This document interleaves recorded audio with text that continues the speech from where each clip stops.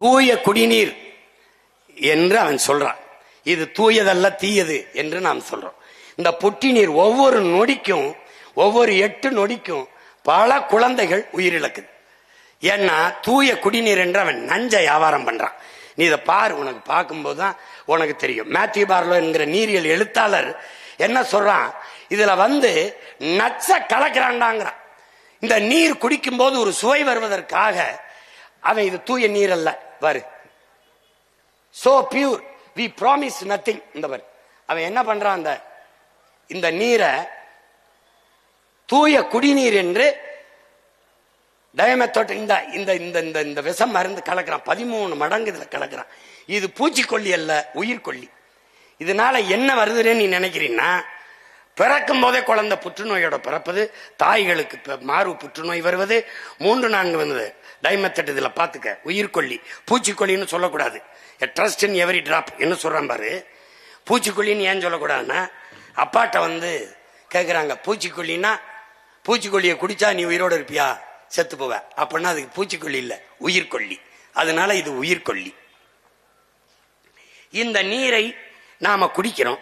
அது குடிக்கிற தன்மையோடு இருக்கா? ஆர்கனோ பயாபாஸ், இந்த ஆர்கனோ குளோரிஃபார்ம், இந்த பாரு இதுல அந்த இங்க பாரு, சுழியம் புள்ளி, சுழியம் 5 மில்லிகிராம் மேல இருக்கக்கூடாது. ஆனா சுழியம் புள்ளி சுழியம் 7-3 மில்லிகிராமுக்கு அவன் கலக்கிறான். இந்த பாரு,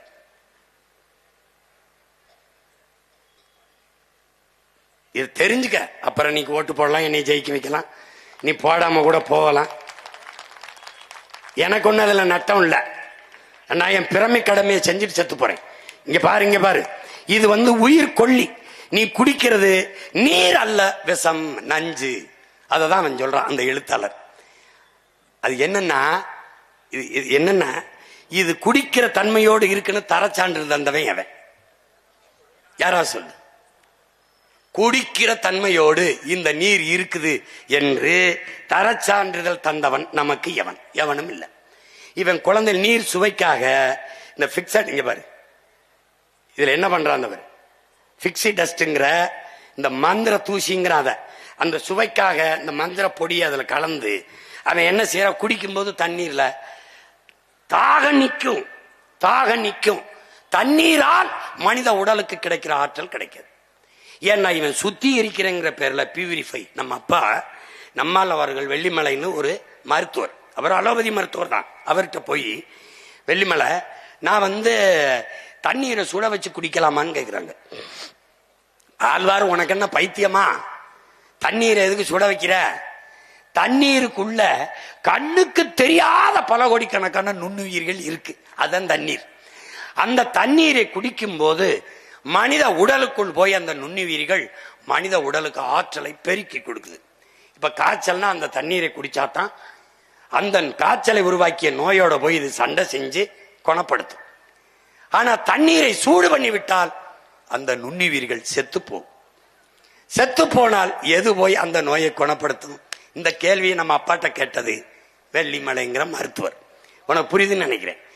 இப்போ இவன் தண்ணீரை சூடு பண்ணாலே அந்த நுண்ணுயிர்கள் செத்து போயிரும்னா, இவன் பியூரிஃபை அப்படிங்கிற பேர்ல நம்மள சுத்திகரிக்கிறேங்கிற பேர்ல நல்லா கவனிச்சுக்க, பல்லாயிரக்கணக்கான இந்த நச்சு பொருள்களை போட்டு, இந்த போத்தல் நினைக்காத, இந்த போத்தலை தயாரிக்கிறது பெட்ரோலியம் மூலப்பொருள். பெட்ரோல்ல கடைசி கழிவு தான் தாரு, இந்த பிளாஸ்டிக். 162 மில்லி லிட்டர் பெட்ரோல் ஒரு போத்தலை தயாரிக்க தேவைப்படுது. பயந்துராத, நல்லா கவனி. இதுல இந்த லட்சக்கணக்கான போத்தல்களை தயாரிக்க 1800 கிலோ இந்த இதுக்கு பெட்ரோல் எரிக்க வேண்டியதுக்கு, இது 1800 கிலோ கார்பன் டை ஆக்சைடு, கரியமிலை வாயுவை, நச்சுக்காற்றை வெளியிடுது. சாதாரணமான கிடையாது. இப்ப அதுக்குள்ள இருக்க நுண்ணுயிரிகள் கொன்றதுனால தண்ணீரை நாம குடிப்போம், தாக நிற்கும். தண்ணீரால மனித உடலுக்கு கிடைக்கக்கூடிய ஆற்றல் கிடைக்காது. அதனால என்ன செய்யுதுன்னா, முட்டி வலி, சோர்வு எல்லாம் வருது, கண் பார்வையின் இழப்பு எல்லாம் வந்துருது. பிறக்கும் போதே குழந்தை புற்றுநோயோட வந்துருது. பிறந்து 3 வருஷத்துல புற்றுநோய் வருது. இது தாய்ப்பாலை தவிர எதுவும் செய்யல. புற்றுநோய்ங்கிறது புகையில சாப்பிட்டா, ஹார்ன்ஸ் சாப்பிட்டா, பான்பராக்கு போட்டா வரும்னு நினைச்சேன். தாயின் மாரில பால் குடிச்சதை தவிர ஒன்னும் செய்யல. இதுக்கு ஏன் வந்துச்சு? ஏன்னா நீர் விஷமாயிருச்சு, சோறு விஷமாயிருச்சு, காற்று விஷமாயிருச்சு. காரணம் யாரு? இந்த ஆட்சியாளர்கள். உனக்கு புரியுதா? இந்த சூழலில் நீ உன்னுடைய பிள்ளைகளை, பேரன் பேத்திகளை, அடுத்த தலைமுறை, நம் பரம்பரையை விட்டு விட்டு செல்ல போகிறாயா, இல்லை வாழ்வதற்கு பாதுகாப்பான ஒரு சூழலை உருவாக்கி விட்டு செல்ல போகிறாயா? இதுதான். தாய்க்கு புற்றுநோய். இங்க வர அந்த அயோக்கிய பையல 1 லிட்டர் தண்ணீர் நம்ம கிட்ட 30 காசுக்கு உறிஞ்சி எடுக்கிறான். தாமிரபரணி எல்லா நதிகளிலும் 30 காசுக்கு எடுக்கிறான். ஆனால் எவ்வளவு விற்கிறான்? 1 லிட்டர் தண்ணீரை, அதே தண்ணீரை 20 ரூபாய்க்கு விற்கிறான். கொள்ளை லாபம் அடிக்கிறான். பாத்துக்க, 30 காசு 30 ரூபாய், எத்தனை மடங்கு லாபம்னு பாத்துக்க. அதுல விண்ணூர்தி நிலையத்துக்கு வந்து தாகம்னு நீ சொன்னீன்னா 1 மடக்கு தாண்டா இருக்கும். வேணா வந்து குடிச்சு பாரு. 1 மடக்கு 20 ரூபாய். இந்த இவ்வளவு தாண்டா கொடுப்பான் அப்படின்னா முடிஞ்சிடும் 20 ரூபாய். நான் அப்படித்தான் கேட்டேன். 1 மடக்கு 20 ரூபாய். போங்கன்னு எந்த காலத்திற்கு இப்ப 40 ரூபாய்னுங்கிறேன். துரைகிட்ட கேட்டேன், எந்த காலத்திற்கு இப்ப 40 ரூபாய்னுங்கிறாப்ல. இங்க பாரு சாமி, பாரு சாமி, இதெல்லாம் என்னென்ன சாமி? நம்ம ஆத்தாள பொண்ணுக்கு, அக்கா தங்கச்சிக்கு கிடைக்காத தண்ணீர் இந்த முதலாளி பயலுக்கு மட்டும் எப்படா கிடைக்குது? இந்த கேள்வியை நீ கேட்கணும்டா. எல்லா காலத்திலும் அவனுக்கு மட்டும் தண்ணீர் தட்டுப்பாடு இல்லாம கிடைக்க காரணம் என்ன?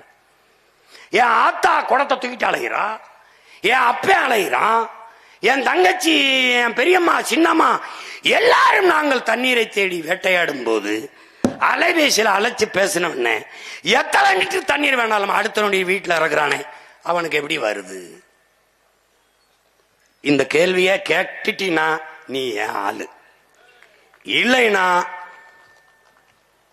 நீ டிவிக்கு போக வேண்டியதுதான். பாரு பாரு, இங்க பாரு, அழைச்சு பேசணும்னு வந்துருதுடா. அழைச்சு பேசணும்னு வந்துருது.